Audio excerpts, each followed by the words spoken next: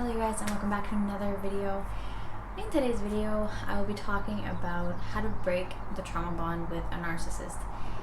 Now, if you haven't seen my last video, I'll put it here and in the description, but it was just the signs and stages of being trauma bonded to a narcissist. So you can check that out as well. So I do have some notes. So these are 8 ways to basically work your way up to breaking that trauma bond. So the first thing is know what you're dealing with. Recognizing the signs of, first of all, a narcissist, and then secondly, a trauma bond with a narcissist can really help you to understand, so that you know that it's not your fault, and you know the signs so that you can point out exactly where the issues are and how you can also work your way to fixing that and healing for yourself and just getting out of the situation. So doing research, such as this video for example, so good for you for being here. And also just Google, you can find out signs of a narcissist. You can check out this channel because I'm going to be having a lot more narcissist videos, and I have another which I'll put in the description as well, other ones. But so it's an important first step to really learn about narcissists first, and then also trauma bonding with a narcissist. And I know narcissism often causes PTSD for people, so also learning about that too, and the relationship between the two. So also keeping a journal would be really helpful for you, because you write down the things that happen each day, which can help you identify patterns and notice problems with behavior that may not have seemed like abuse in the moment, but once you write them down and look back, then you can realize that they are abuse. And when the abuse happens, note what happened and whether your partner, or whoever it is, not always a partner, it could be a family member or a friend, whether they said anything afterwards to excuse it, because usually they don't want to be at fault for anything, so they will tell you something, or it could be anything, like they didn't mean it or they meant something else or whatnot. So always look for excuses, because that often happens after, because they don't want to seem like a bad person, and they don't want to seem like it's their fault. So the next thing you can do is consider the relationship from another perspective. So it's usually easier to examine negative events when you don't have any attachment, which is a big thing with trauma bonding, is you're attached to that person. So when you look at it from an outside perspective, fully everything in truth, you can then see different things. Like you can imagine it being a book that you're reading, for example, if it's your journal, imagine that it's a book that you're reading about somebody else, and then you can look at it from an outside perspective to see where the issues are, and so that you really notice that it's an actual problem and that it's happening to you and that you don't deserve it at all. So pay attention to the small details that make you uncomfortable, and ask yourself, do they really feel healthy to you? Even sometimes you don't want to realize that it's happening to you and that they're like that, because they seem like they're a good person and they love you, but then they do this to you. So that's the thing with narcissists, is some may love you in a sense, but usually it's just they want you to love them, and you feed them by making them feel good. And there's nothing wrong with you doing that, because nothing's your fault. It's just how they are, and that is where the abuse is. So the next thing you can do is talk to loved ones. So friends and family can also have that outside perspective, because they are not in that relationship that you're in with the abuser. So they can give essential perspective, so how it looks from their perspective, and you can give them details so that they can see how it is, in a sense, from your perspective, and from their perspective how it looks.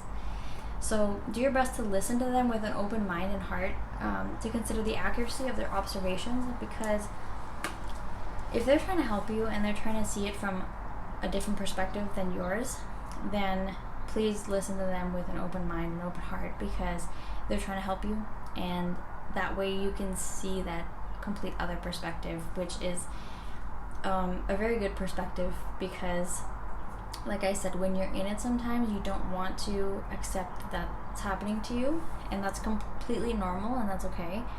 it's just for your own benefit and for healing and getting out of it, then try to listen to them. So also avoiding self-blame. Believing you caused the abuse or brought it on yourself can make everything harder on yourself and damage you and your self-esteem, making it harder for you to leave and also harder for you to heal.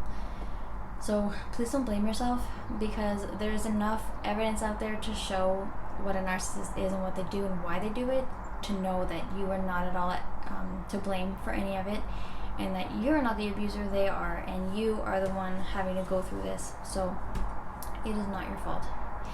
And please remind yourself that abuse is never your fault. No matter what you may or may not have done, how deeply you fear loneliness or a life without them, and how many times you've already gone back. Please don't blame yourself, and it's never your fault, no matter anything.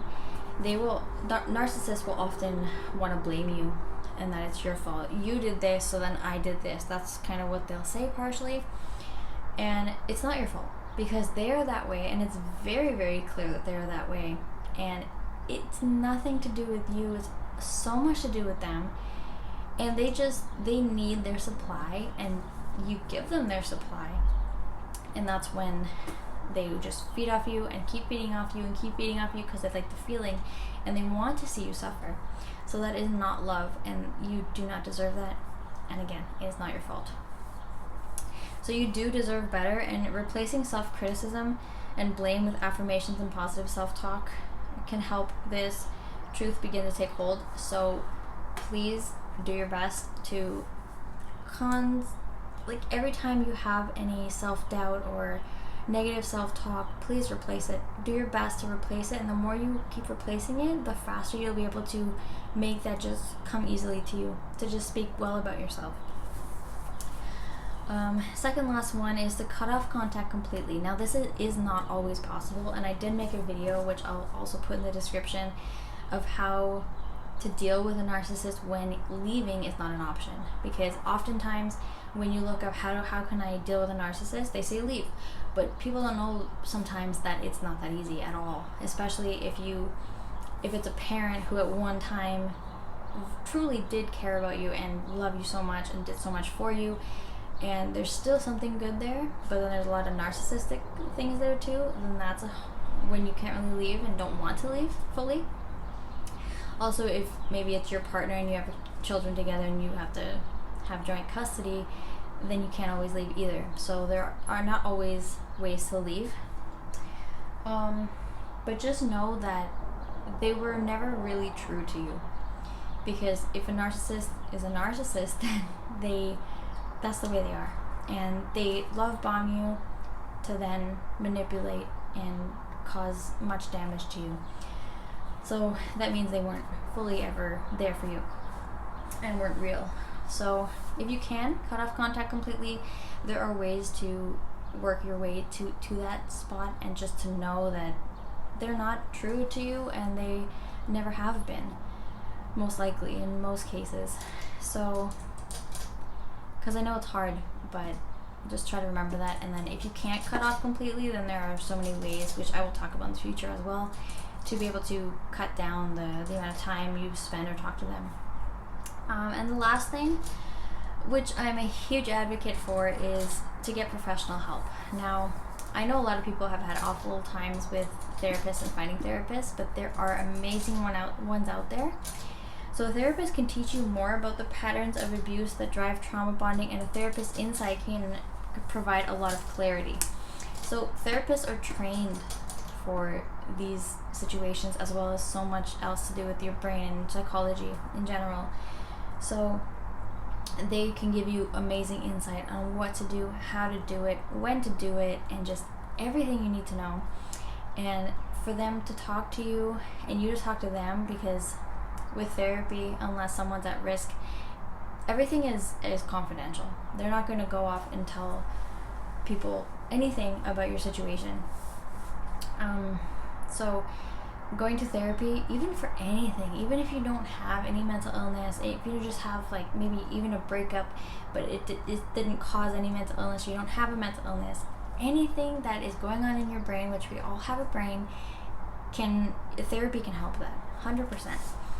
And in therapy, you can also explore factors fueling the bond, work on setting boundaries, which is very important, learn skills for building healthy relationships, confronting self-criticism and self-blame, so they can help you and give you exercises and things to do that, so you can replace the self-blame with good positive things about yourself.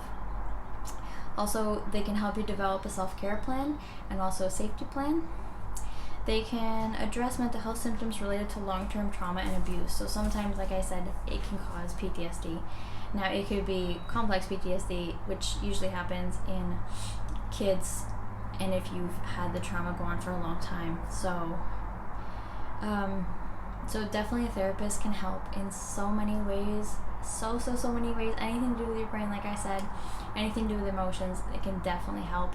And I will put some resources in the description too, so that you can, because there's sometimes online therapy, which I haven't tried too much of, because I found an amazing therapist who I stick with, and I don't want to go anywhere else, because I just want to stick with my therapist, because first of all, I trust him, and I know that he's going to always like, he's not going to judge or anything, and he already knows everything, so I don't want to always explain everything else to someone else. Like, he knows everything already, and it's just easier and just better, because like I said, I trust him, and other people have awful experiences with therapists and then end up having so many bad ones that they don't end up going to therapy. So I was lucky enough to have the first one that I actually looked for to have perfect experience, and so that's why I stick with him. But there are some resources online for online therapy, which everything's online now pretty much, at least with my therapist in his office. Then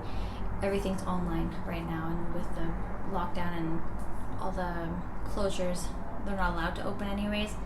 But even when they were, he decided to just be online, so it's all online anyways now. But there's one that I'll put in the description that I think it can be video call and it can be texting, and I think it's maybe 24/7 or no, sorry, I think it's 5 days a week. And so you get set up with a therapist, and hopefully it can help some of you guys. And so please let me know if you try that and if you like it. And thank you so much for watching. If you haven't yet, please subscribe, and I will see you in the next one.